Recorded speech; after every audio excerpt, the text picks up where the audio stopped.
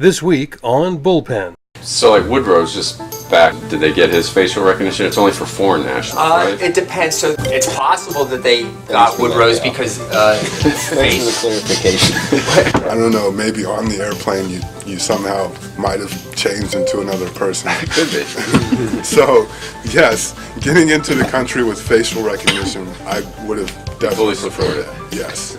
I learned a lot in my 5 minutes. I'll give my story for sure. I remember there was a journalist that got a lot of attention on Twitter like 1 or 2 weeks ago, if you guys saw this as well, talking about her situation with JetBlue. I think she went up and was going to scan her boarding pass, and instead they were like, nope, we got you with your face, and she's like, I didn't consent to this. Whoever provides the aircraft also has to provide a certain number of ground-based trainers to train people to fly the trainer. During the speech, the Vice President announced that the President decided that morning, before the Vice President went over there, that they will not retire the Truman. The plan that they revealed in the budget request this year was that they were not going to refuel the Truman. Well, it was one of those classic split-screen DC moments where like you had the VP in front of the carrier talking to sailors, and you had like the uniformed guys on the hill.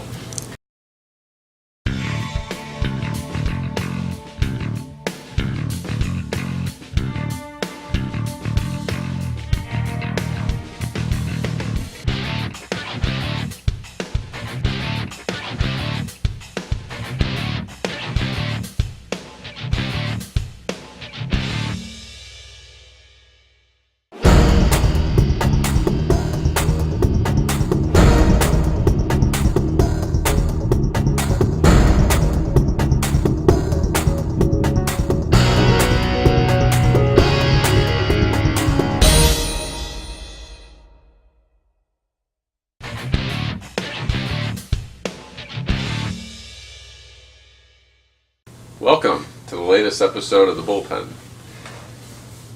I'm John Robinson, editor of Defense Daily, and you guys know that since I've given that intro before. But we've got a lot of material to cover this week. We have Cal, who was in town for the Homeland Security Conference, or what were you doing at Connect ID? This week was Connect ID, and that's just an annual, basically identity solutions event, and both focus on government and commercial and technology, sort of writ large, kind of identity solutions issues affecting those sectors, as well as the technical challenges again with biometrics, right, or those types of things. And I guess you learn anything interesting, or what are people talking about? I think you're seeing it's kind of this evolution, but facial recognition continues to grow in interest and importance. Some of our viewers may be aware that Customs and Border Protection is increasingly rolling out facial recognition. As part of a 9/11 Commission mandate, they were supposed to put biometrics for foreign nationals to entering the country, to make sure that they know who's entering the country and that they are linked to their visa or passport, and then do a biometric check when they exit the country. They've had a lot of trouble figuring out how to do a biometric check exiting the country, but at the end of the Obama administration, they decided they were going to go forward with facial recognition, and after some pilots and so forth, they are rolling that out, although they are using the stakeholders, the airlines and the airports, to pay for the front-end cameras and that integration, while Customs and Border Protection supplies the back-end matching of the biometric. So like Woodrow's just back. I know he's drinking some coffee there. I know you're recovering from jet lag. So when he came back, he said back from the Czech Republic. Actually, I'm going to ask him a few questions. Did they get his facial recognition? It's only for foreign nationals, right? It depends. So that's arriving back in the country. That's not exit. Exit is departing the country on an international flight. It's possible that they got Woodrow's because Thanks for the clarification. Well, so what they're doing on the arrival process, it's been fingerprint for over 15 years, and they never checked if Americans' fingerprints are arriving. But now they're transforming the entry process to include facial recognition, and that's going to capture for U.S. citizens as well. So before you get to the customs, or as you're approaching the customs booth, all your data will show up for the customs officer, and they won't have to play around pulling it up or looking at your passport or necessarily or anything like that.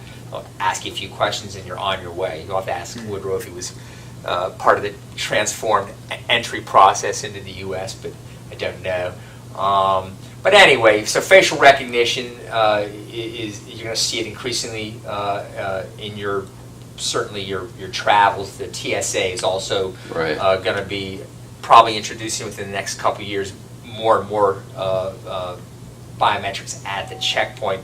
Probably starting with the pre-check or trusted traveler population, and it's going to be facial recognition. They just have to figure out how they're going to do it. Was there a lot of discussion of privacy concerns? And yeah, privacy's huge. And is there a plan to?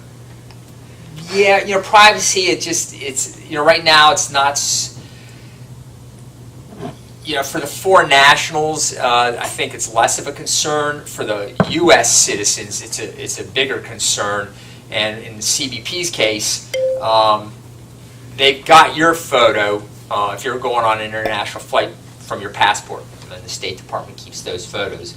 And they build a gallery for each international flight, so they're only comparing against a small number of people exiting. It makes the accuracy a lot better versus, say, a 1 to extremely many search to a 1 to, say, 500-600 search, or however many are on an international flight. But for the U.S. citizen right now, that biometric that for the gallery is discarded as soon as they've captured it at the boarding gate. Yeah. But for the foreign national, they hold on to it. Huh. So if they could do that facial recognition, they should, because the process of getting into the country is terrible. For Czech Republic? For Czech Republic or getting back home? Everywhere. Both ways. Yeah. Okay, so Agreed. This is a great story because of that. Coming into the country, we got caught up in some weather, had to enter a holding pattern and not land at Dulles, landed at Newark. Nice. The overall delay in our landing was about 4 to 5 hours. So Gotcha. Should have got to Dulles at 4 o'clock. Ended up getting there around 8:30. Got off the airplane and stood in line with everybody and went through the little, check my passport process. Right. Because when you get on an airplane, you've already had your passport checked in Europe by people who are, U.S. Customs at those airports. And then, I don't know, maybe on the airplane you somehow might have changed into another person. Could be. So, yes, getting into the country with facial recognition, I would have definitely Fully preferred support that. Yes.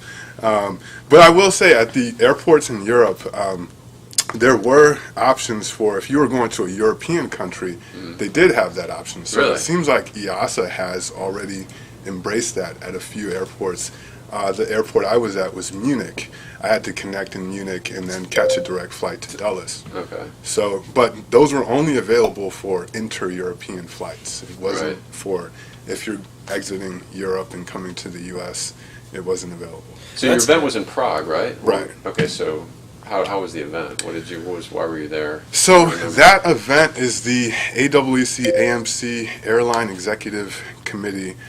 Basically, these are the people who make standardizations for avionics systems. So form, fit, and function, the way plugins and different systems can connect to each other on aircraft are built and designed. These are the people who are responsible for that. And I will say one of the pretty interesting things that I saw there was, and this cuts across all segments of aviation, so commercial, business, and military, was the use of test equipment. Used to be really reserved to these really big analog interfaces that were very heavy and bulky and were really time-consuming processes.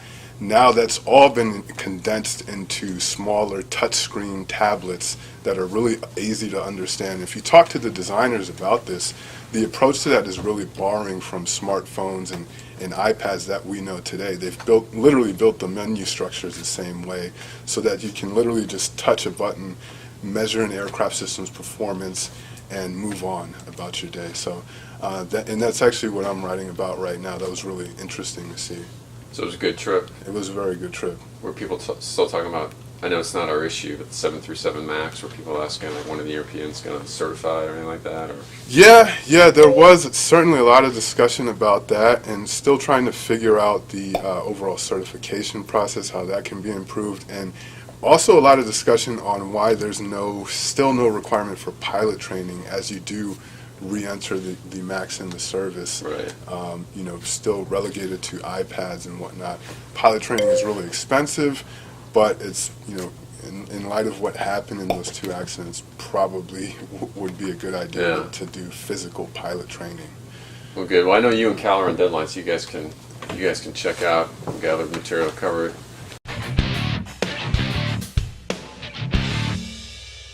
I know, Brian, you're actually heading out of the country, so what's on your plate? Where are you going? Yeah, Going to Thailand, right? Next up is Thailand. Should be mostly commercial. I don't know how much defense-related content will be there, but the Business Investment Council, something like that, run by the Prime Minister's office in Thailand, is paying for a bunch of journalists to fly out. Write some good stories about what's going on there, so they can get more money and more investment and stuff. But I'm happy to take the trip. I appreciate it. And was it worth getting the typhoid shot, or would you need a hepatitis shot or something? Well, that took longer than I would have hoped. But Did I'm it sure hurt? it'll The be shot worth it. hurt? I don't know if I had that shot in a while. Just a shot. It's fine.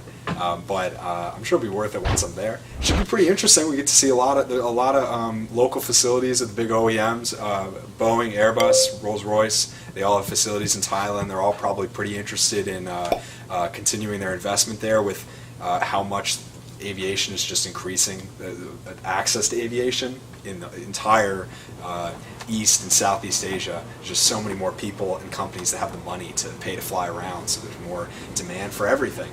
And with the limitations on doing business in China, I think a lot of the companies are interested in having facilities nearby where they can, do maintenance and repair and stuff on planes and helicopters that are flying around there. So it's mostly commercial or military, or cut down the middle as far as what you've covered? Probably mostly commercial. That's fine. I'd be interested to see, who knows, there might be some interesting defense stuff there. Who knows what Boeing and Airbus are up to. And I'll certainly be asking about it. For the moment, I don't know what defense-related stuff might be going on. Probably not a lot of discussion of South China Sea at these particular events, but that's always of interest. And then you can also report back where they are on facial recognition, since I I'll, learned a lot in my 5 minutes. I'll give Bullpen my on story for facial sure. recognition. I remember there was a journalist that got a lot of attention on Twitter like 1 or 2 weeks ago, if you guys saw this as well, talking about her situation with JetBlue. I think she went up and was going to scan her her boarding pass, and instead they were like, nope, we got you with your face. And she's like, I didn't consent to this. And she was asking the company, like, can I opt out? And they were like, well, it already happened. No, you probably consented to it when you click terms and conditions when you bought your airplane ticket. Yeah. So Yeah.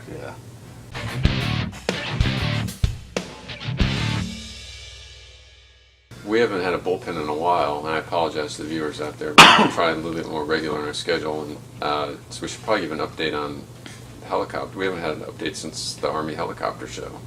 Yeah, so there have been several updates with the future vertical lift thing. We now know who our competitors are and aren't in the sort of future attack reconnaissance aircraft. Let me see if I can rattle them off. LVX L3, AVX L3 team. Right. There's the Sikorsky S97 Raider. Raider. What's that? Yeah. The Defiant. Defiant, the I'm sorry. So the S97 Raider, Boeing is in. Their Phantom Works is working up something, so we might see Comanche again. Wouldn't that be fun? It won't be called Comanche, though. They've gone away from those sort of names. I don't know. But they haven't said what it's going to be. So yeah. When will we know? It'll be a competition, a winner picked at some point soon? Yeah, so I mean, well, the other Bell is in it too. They said they're going to do something off their 525, which is weird because that's a huge, heavy lift commercial aircraft, right. But it's fly-by-wire, so they have some cool technologies in there that they're going to port over to their little attack, whatever it is they're going to use for their attack pitch. But basically, these 5 teams, they all got like between $700 and $900 million to develop their operational prototypes, and then they're going to go fly off for the Army, and then the Army's going to pick 2. So they could have picked 6. They were planning to pick 6, but let's see, MD helicopters didn't make the cut. They had this little like attack aircraft called the Swift that did not make the cut. And there was one more. Who was the other person that didn't make the cut? Airbus with the we laser? didn't know. Actually, it's an obscure company that has like a ducted fan patent called High Flight or something. I gotta look that up. I don't remember. But anyway, they were never a big competitor. MD was kind of a kick in the pants to them because they made this big. Lynn Tilden made this big announcement at Heli Expo that this new aircraft was going to be able to fly at 200 plus knots, and it's a traditional helicopter. With the NOTAR. But then they got kicked off. They got kicked off before the competition even began. So by the time we hit AUSA in October, will we know a lot more? Or we should. I mean, the scuttlebutt is that Bell is waiting to unveil their design at AUSA. AUSA in the fall. So they're gonna, which they're good at. You know, they unveiled their big D280 at AUSA 2 years ago, and they did their big tilt rotor drone at Modern Day Marine this year. So there'll be something to see. I would assume, and maybe maybe Boeing is waiting for that, opportunity to make a splash too. Right. So. All right, that's good. Yeah. So this week it's anchors away, right, Rich? Yep. A lot going on with Sierra Space. Actually, speaking of Navy helicopters, where are we on the Navy training helicopter? Will we get an update on that in Sierra Space? It's possible. It's a little soon. We know the bids are in. The bids are in. We know the official competition has begun. They also launched a competition for the ground-based trainer, which is like whoever provides the aircraft also has to provide a certain number of ground-based trainers to train people to fly the trainer. Which is, I got that. Yeah. So that just came out, but basically it's Leonardo, it's Bell, and the third one is Airbus. And they'll probably all be there with their. It's a pretty quick program to turn around, but yeah, they'll all be there, I'm sure.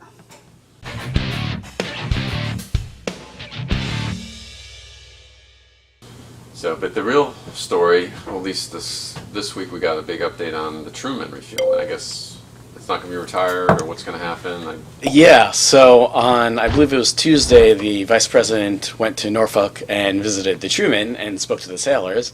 And surprise announcement, he said on Twitter.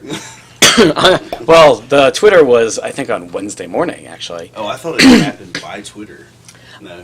During the speech, the vice president announced that the president decided that morning, before the vice president went over there, that they will not retire the Truman. The plan that they revealed in the budget request this year was that they were not going to refuel the Truman in the 2020s, which means it would end up retiring the later 2020s, be one carrier down, even though they're trying to increase the carriers. Congress was very much not on board for this at all. But Navy was defending it, saying they want to spend the money on new technologies, more unmanned vessels, more lasers, those kinds of things, and they have to balance all these things. And then all of a sudden, president or vice president talks to the president decides, we're not going to do this. Well, it was one of those classic split-screen DC moments where, like, you had the VP in front of the carrier talking to sailors, and you had, like, the uniformed guys on the Hill not talking about exactly the very same day, around the same time, they were speaking before. I think it was maybe Hack D about this, and then the next day at SACT, you had the top Navy officials talking to the appropriators. This question did not come up at all. So none of the members asked. Nobody asked. Either side. You had the chairman in a half sentence basically applaud that they were doing it, but nobody asked at all. Nothing at all. Wow. And so, I assume they didn't make themselves available to the media after the hearing. They just not really. Got one sentence out that was basically, we're going to refuel it because it's the president's budget. So, what do you think?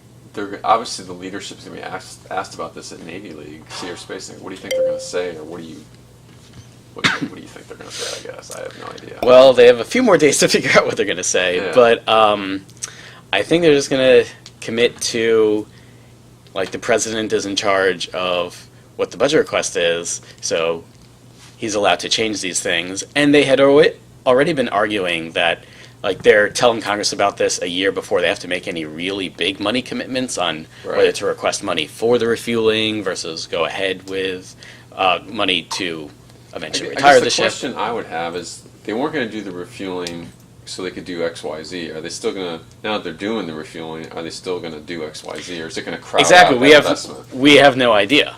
So this is going to end up being the Navy's A-10. Yeah.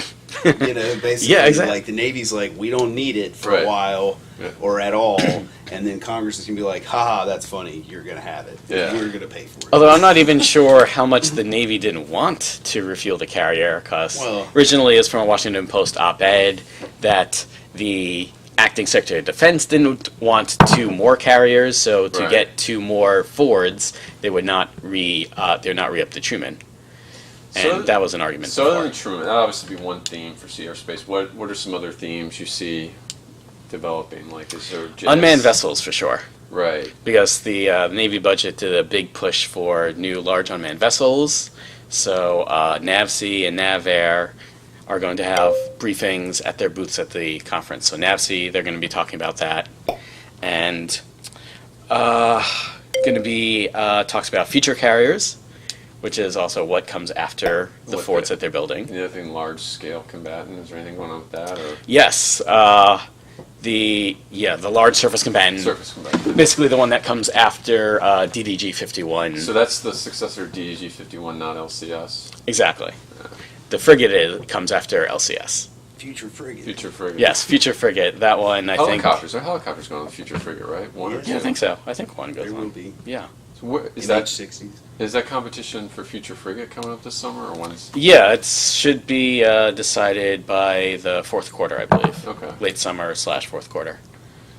So, anything else? I'm trying to think what come up. What are there? Any other stories you're looking for? Anything in the JSF? I'm sure there'll be a generic update there. Yep, there'll be an update there. Virginia submarines, Columbia submarines. So there was, at the hearings this week, Columbia submarines came up because there's a GAO report the other week on how the Navy is underestimating how much it'll cost with personnel construction costs. Right. So concerns about staying on budget since they don't have much margin at all for that. Right. So they're going to try to explain how they're staying on task for that. All right. I think we've hit most of the big stuff. You guys think of anything else? Or We got the budget issues for the Army. Basically, the Army in their budget said they don't need Block 2 upgrades for the Chinook aircraft, which basically like gives it a bigger, beefier transmission, a better cockpit avionics, and adds these new composite advanced rotor blades that are supposed to, boost lift and power without changing the engine, which is pretty impressive. Right. So Boeing's like full speed ahead doing this. They've got 3 aircraft, EMD aircraft already. The first one already flew. The Army decides in its budget that like, nah, by the way, the current F model Chinook is fine, and we don't need this. And so Boeing is upset, obviously, and they're making a big push. And Congress doesn't understand why they already spent all this money to upgrade the Chinook if they don't need it anymore. But again, it's one of those things like, if the Chinook can last and serve its purpose for the next 30 years in its current form, we need that money to go elsewhere. So it's sort of the same thing as the carrier. What's going to be crowded out? Mm-hmm. Yeah, I mean, that's the stuff that's going to be crowded out. So they're going to continue filling out, like, converting the entire Chinook force to F model, and then they're going to stop. Yeah, that's got to be a big local issue for those congressional members in Pennsylvania. And I mean, Boeing's not going to sell any more Chinooks because they're on a big IDIQ contract right now for the F model. So international customers can glom on to that, but the Army is set. But so for Boeing, that was going to be another 500 or so upgrades, which is, untold billions of dollars, because they were going to then take all those F models back through Philadelphia to make them into Block 2s, which is all that's gone, according to the budget. So that's a full court press for them to get that reversed. Yeah. And so we'll see, I guess. Vivian was doing a podcast when we were talking about the markups. I guess the markups are coming in the next couple of weeks. So Yeah. by Memorial Day, I think we the should- House has already started the process. They put out a press Yeah. release today that they've we should begun start the to process. see how things are racking and stacking by the end of the month. So the helicopter thing will be big.